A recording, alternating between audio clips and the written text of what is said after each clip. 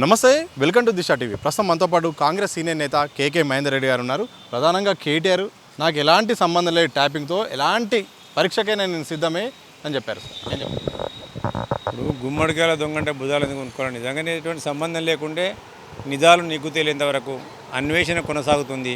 ఇలా ఒక సంస్థలన్నింటి కూడా దాని మీద ఒక ఎంక్వైరీ మొదలుపెట్టిన ఇవాళ ఒక్కొక్కరు బయటకు వస్తున్నారు.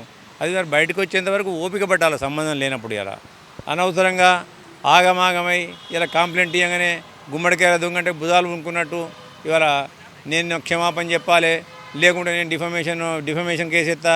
ఇవన్నీ ఎందుకు అనవసరంగా ఆగమాగమై తిక్కరి బిక్కిరిగా మాట్లాడుతాండి ఇలా సారంతా. నిజంగానే నీకు ఎటువంటి సంబంధం లేనోడు నిమ్మలంగా ఉంటాడు. అలా అన్నీ ఎంక్వైరీ అన్నీ కంప్లైంట్ ఇస్తే ఏమవుతుంది? ఎంక్వైరీ జరుగుతుంది. ఆ ఎంక్వైరీలో నిజాలు బయటపడతాయి. అలా అంతవరదాన్ని కూడా ఒప్పుకోలేదు. మరి నీకు ఇవ్వాలా? నువ్వు ఏం చేయకనే పోతుంది, నువ్వు సత్యపూసవేనైతే, నువ్వు గురువిందగింజవేనైతివి. మరి ఎందుకంత తొందర నీకు ఇవ్వాలా? ఎందుకంటే నువ్వు దొరికిన దొంగవి. ఇలా అనేక సందర్భాల్లో మీరే మాట్లాడాను. నేను మొన్నదాకానేమో కంప్లైంట్ ఇచ్చిన అంతే. కానీ ఇవాళ నేను ఏమంటున్నా అంటే అనేక సందర్భాల్లో మీరే మాట్లాడినరు.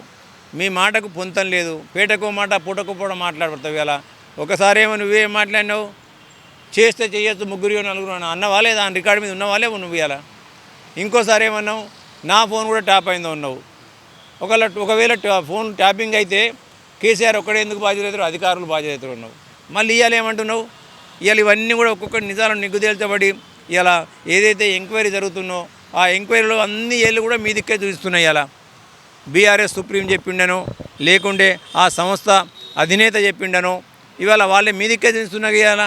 కాబట్టి అవన్నీ కూడా రాకముందు ఏం చేస్తున్నాం, మళ్ళీ బట్టగాల్చి మీద ఎవరేసే ప్రయత్నం, తప్పుదారి పట్టే ప్రయత్నం. ఇవాళ ప్రజలను మళ్ళీ ఒకసారి ఇలా తప్పుదారి పట్టించే ప్రయత్నం చేస్తుండే. ఇలా మీ ప్రభుత్వంలో జరుగుతలేవా?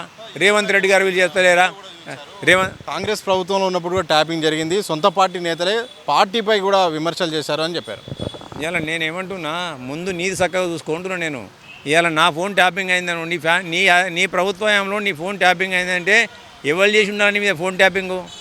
నీ మీద నమ్మకం లేకుంటే నా కుర్చీ ఏడలాక్కుంటాడు అని చెప్పి మీ నాయన చేయించి ఉండాలి, లేకుంటే మీ బావ చేయించి ఉండాలి, లేకుంటే అనేకమైన ఆరోపణలు వస్తున్నాయి నీ మీద, లేకుంటే వేరే వాళ్ళన్నా చేయించి ఉండాలి. సెలబ్రిటీల ఫోన్లని ట్యాప్ చేసినారు, ఇవాళ ఇండస్ట్రీస్లో ఫోన్లు ట్యాప్ చేసినారు, సెలబ్రిటీల ఫోన్లు ట్యాప్ చేసింది అనేక రకాలుగా వాడుకున్నారని చెప్పి అటువంటిప్పుడు వేరే వాళ్ళన్నా చేయించి ఉండాలి. ఇవన్నీ కప్పిపుచ్చుకోవడానికి నువ్వు చేస్తుంది ఏంది? ఇవాళ మేమన్నది ఏంది అంటే ఇవాళ ఫోన్ ట్యాపింగ్ జరిగింది. నేను ఇచ్చిన కంప్లైంట్ ఏంటి? ఫోన్ ట్యాపింగ్ జరిగిందనే అనుమానం ఉంది. ఈ అనుమానాన్ని నివృత్తి చేయండి.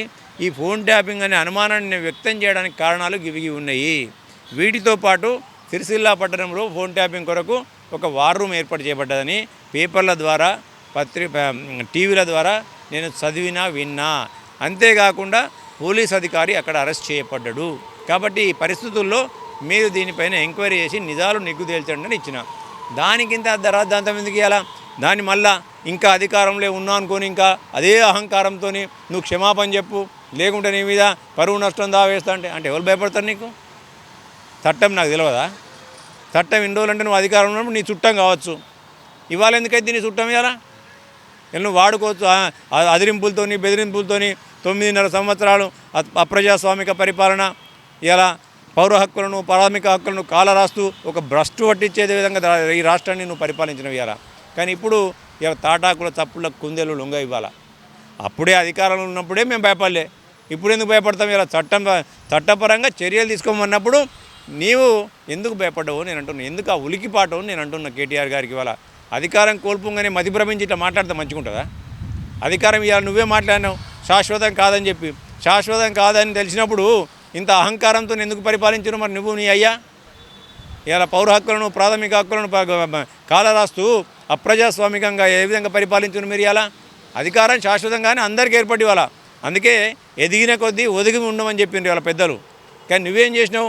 అధికారం రాగానే అహంకారంతో కళ్ళు నెత్తికెక్కి ఇలా ఇష్టారాజ్యంగా ప్రవర్తించి ఇలా అధికారం శాశ్వతం అనుకొని రాజకీయ ప్రత్యర్థుల యొక్క ఫోన్ ట్యాపింగ్కు పాల్పడ్డట్టుగా ఇవాళ ఇంచుమించు నీ యొక్క అధికారులు ఏదైతే ఇలా ఎంక్వైరీ చేస్తున్నారో ఎంక్వైరీలు బయటపడి ఆఖరికి వస్తే టాస్క్ ఫోర్స్ వెహికళ్ళల్లో ఎలక్షన్లలో డబ్బులు కూడా మేమే మోసినాము అని చెప్పే పరిస్థితి దానికి వచ్చిందంటే మీ పరిపాలన ఏ విధంగా మీ అధికారాన్ని ఏ విధంగా దుర్వినియోగం చేసుకుందో ఇలా తెలంగాణ ప్రజలందరూ కూడా తేటతెల్లమైంది ఇలా. ట్యాపింగ్ విషయంలో మీ ఫోన్ ట్యాప్ అయినట్టు మీకు ఎప్పుడు అనుమానం వచ్చింది, ఎలాంటి సందర్భాలను మీరు చూసారు? ఇప్పుడు ఫోన్ ట్యాపింగ్ అనుమానం నాకు అనేకమైన పరిస్థితులు ఉన్నాయని చెప్పి నేను ఎందుకంటే చెప్పలేను. ఎందుకంటే ఒక అధికారికి నేను కొన్ని ఆధారాలు ఇచ్చినప్పుడు ఆ ఆధారాలు బయట చెప్పలేను నేను. ఎందుకంటే ఎవరైతే పలానా వ్యక్తి ద్వారా నాకు తెలిసింది, పలానా వాళ్ళ ద్వారా నాకు తెలిసింది అన్నప్పుడు ఆ వ్యక్తిని వీళ్ళు ఇన్ఫ్లుయెన్స్ చేసే ఆస్కారం ఉంటుంది. కాబట్టి నేను నా లెటర్ను, నా యొక్క కంప్లైంట్ను కేవలం అధికారికే ఇచ్చాను నేను. ఆ కంప్లైంట్ కూడా ఏందో ఆయనకు తెలియదు. ఇవాళ నా అనుమానం వ్యక్తం చేసినలా నేను 2009వ సంవత్సరంలో తనపైన పోటీ చేసి 170 కోట్లతో ఓడిపోయిన టీఆర్ఎస్ను విభేదించి నేను విభేదించిన తర్వాత నా దగ్గరికి అనేక మంది మిత్రులు వచ్చిండ్రు, కొంతమంది మీరు పంపిస్తూ మీ ద్వారా మీరు పంపిస్తూనే వచ్చినామని చెప్పారు నాకు. ఇవాళ అనేకమైన సంస్థ పొజిషన్లో ఉన్నారు వాళ్ళు. ఇవాళ ఎమ్మెల్యేలు ఉన్నారు, కొంతమంది ఎమ్మెల్యేలు ఉన్నారు, కొంతమంది వాళ్ళందరూ కూడా వచ్చి ఎందుకు పెట్టుకుంటావు ఆయనతో, వచ్చి జైన్ గారు నీకు మంచి భవిష్యత్తు ఉంటుందని చెప్పిన వాళ్ళు ఉన్నారు. అంటే ఫ్రెండ్లీగా చెప్పినట్టే ఉన్నారు. కాబట్టి ఇలా ఫ్రెండ్లీగా చెప్పిండ్రా, ఆయన పంపించిండా అనేది నాకు తెలియదు. నాకు వచ్చిన వాళ్ళు వచ్చి చెప్పేది ఏంది, కేటీఆర్ గారు పంపించానని చెప్తారు, లేకుంటే కేసీఆర్ గారు పంపించానని చెప్పినారు. అటువంటిప్పుడే నేను లొంగలేయాల. దాని తర్వాత ఇవాళ టీఆర్ఎస్లో చేరాలని మీకు ప్రలోభాలు కూడా వచ్చాయి మీ దగ్గరికి? తప్పకుండా వస్తాయి కదా. ఇప్పుడు రాజకీయ పార్టీ అదే సన్యాసుల పార్టీ కాదు, రాజకీయ ప్రత్యర్థి ఉండొద్దని ఆయన కూడా చూసుకుంటాడు. ఇవాళ ఎవరైనా చూసుకునే విధానం అది. కాబట్టి ఆయన ప్రయత్నాలు చేసిండు ఇవాళ, అప్పుడే నేను లొంగలేదు ఇవాళ. కాబట్టి ఇవన్నీ నాకు సంభవించినాయి. దాని తర్వాత నేను స్థానిక నాయకులతో మాట్లాడుతున్న సందర్భాల్లో, అనేక సందర్భాల్లో ఫోన్లో మాట్లాడితే తెల్లవారి వాళ్ళు వచ్చి అన్న నీతో ఫోన్ మాట్లాడితే మాకు భయంగా ఉంది, మీ ఫోన్లో ట్యాప్ అవుతున్నట్టున్నాయి, మాకు అధికార పార్టీ నుంచి మాకు బెదిరింపులు వస్తున్నాయని చెప్పిండ్రు. కాబట్టి ఈ సంఘటనలను ఉదాహరిస్తూ నేను అక్కడ వార్ రూమ్ అయింది కాబట్టి ఆ వార్ రూమ్ బయటపడ్డది. దాంతోపాటు ఆ వ్యక్తి అక్కడే అరెస్ట్ చేయబడ్డాడు. నేనే ఆయనకు రాజకీయ ప్రత్యర్థిని కాబట్టి నాకు అనుమానం ఉందని చెప్పిన నేను. అనుమానాన్ని నివృత్తి చెప్పడం కూడా నా భావస్వం, నాకు హక్కు లేదా? నాకు that is my privilege right.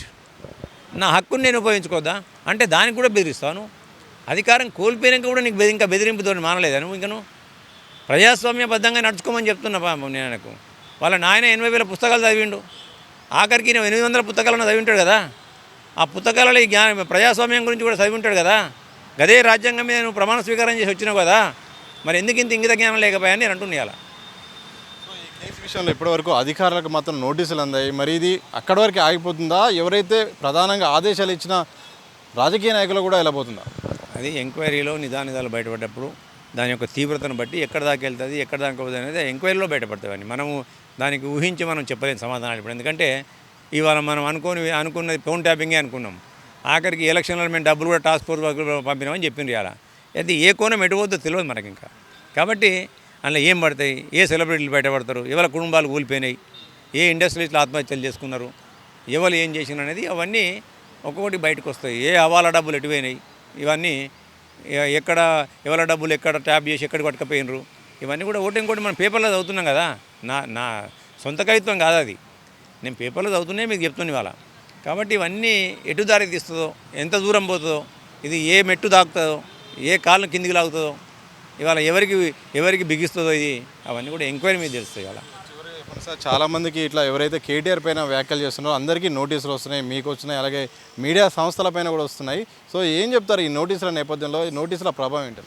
ఇప్పుడు ప్రజాస్వామ్యం మీద నమ్మకం లేని వాళ్ళు, అహంకారపూరితంతో అధికారం చెలాయించిన వాళ్ళు ఇటువంటి వాటికి ఒడిగడతారు. అలా నేను చెప్పేది ఏంటంటే ప్రజాస్వామ్యం మీద వ్యవస్థలపైన సరే కొంతమేర అవి తప్పులు చేస్తుండొచ్చు, నేను కాదని నేను అంటలేను. వ్యక్తితో జరుగుతుంది కొంత తప్పు, వ్యక్తుల ద్వారా జరుగుతుంది, కొన్ని వ్యవస్థల ద్వారా జరుగుతాయి. జరిగినప్పుడు మొత్తాన్ని నిందించలేము మనం. కాబట్టి ఇవాళ నేను చెప్పింది కేవలం అనుమానం అని నేను చెప్పిన. ఆ అనుమానం ఉన్నప్పుడు నివృత్తి చేసుకోవచ్చు అని ఆయన కూడా అనుకోవాలి. అలా ప్రజాస్వామ్యం మీద నమ్మకం ఉన్నట్టయితే అది నన్ను అంటవాను, నాకంటే గొప్పవాడు నువ్వు అంటే ఎవడికి భయపడు. ఇక్కడ ఇది ప్రజాస్వామ్యం. 10 సంవత్సరాలు అధికారం ఉన్నప్పుడే ఎవరం భయపడలే. ఇప్పుడు ప్రజాపాలన వచ్చింది, గౌరవ ముఖ్యమంత్రి రేవంత్ గారి రాజ్యంలో సుపరిపాలన వచ్చింది, ప్రజాస్వామిక హక్కులు పౌర హక్కులు అన్నింటినీ కూడా స్వేచ్ఛగా వాడుకోవచ్చు. ఎంత దూరం పోయిందంటే కాంగ్రెస్ ప్రభుత్వం అధికారంలోకి రాగానే సెక్రటరియట్లో ఉన్న ఎంప్లాయీస్ అందరూ కూడా మాకు వాట్సాప్లలో మాట్లాడుకోవాల్సిన అవసరం లేదు, ఇవాళ మామూలు ఫోన్లు మాట్లాడదామని చెప్పి స్వేచ్ఛగా బయటకు వచ్చింది. మీరు అందరూ కూడా చూసిండ్రు ఇవాళ. అంటే అంత నిర్బంధంలో ఈ ప్రభుత్వం కొనసాగింది 9.5 సంవత్సరాలు. ఆ నిర్బంధపు సంఖ్యలను తెంపుకొని ఇలా తెలంగాణ ప్రజలు బయట ఉన్నారు. ఇలా ప్రజాస్వామిక స్వేచ్ఛను, ప్రజాస్వామిక గాలులను ఇలా వాళ్ళు పీల్చుతున్నారు. ఇవాళ అటువంటి సమాజంలో ఇప్పుడు మేము భయపడడానికి ఆస్కారం ఉంటుందా? ఇదేమైనా రాజరిక పరిపాలన కాదు కదా, ఇది నీ నియంతృత్వలతో నడిచే రాజరికం కాదు కదా. ఇవాళ నువ్వు రాజకీయంలో నువ్వే చెప్పినావు శాశ్వతంగా ఎవరు ఉండరని చెప్పి, మరి అంత ఇంగిత జ్ఞానం ఉన్నోనివి ఇటువంటి వాటిపైకి ఎందుకు మాట్లాడతావు కదా? ఇప్పటికైనా నేను కేటీఆర్ గారు చెప్పేదంటే ప్రజాస్వామ్యం పైన నమ్మకం ఉంచుకోండి, ప్రజలను గౌరవించడం నేర్చుకోండి, వ్యక్తులను గౌరవించడం నేర్చుకోండి, వ్యవస్థలను గౌరవించడం నేర్చుకోండి, అహంకారాన్ని తగ్గించుకోండి. అహంకారాన్ని ఎప్పుడైనా అహంకారం ఉంటే అధపాతాలను పోతానని చెప్తుంది. మొత్తంగా ఇది కేకే మహేందర్ గారు ప్రధానంగా చెప్తుంది. సో అధికారం అనేది శాశ్వతం కాదు. కేటీఆర్ ఇప్పటికైనా అధికారం నుండి బయటపడాలి, ఎందుకంటే ఇంకా అధికారంలో ఉన్నట్టే ఫీల్ అవుతున్నారు తప్ప ఆయన ఇంకా అహంకారం తగ్గట్లేదని చెప్పారు. దానితో పాటు ట్యాపింగ్ విషయాలు మాత్రం పారదర్శకంగా ప్రభుత్వం విచారణ కొనసాగుతుంది. ఎవరైతే దోషులు ఉంటారో వారికి తప్పకుండా ప్రభుత్వం శిక్షిస్తుందని కూడా వారు స్పష్టం చేసిన సందర్భం చూడొచ్చు. కెనపర్సన్ సంతోష్తో సత్య దిశ టీవీ, గాంధీ భవన్.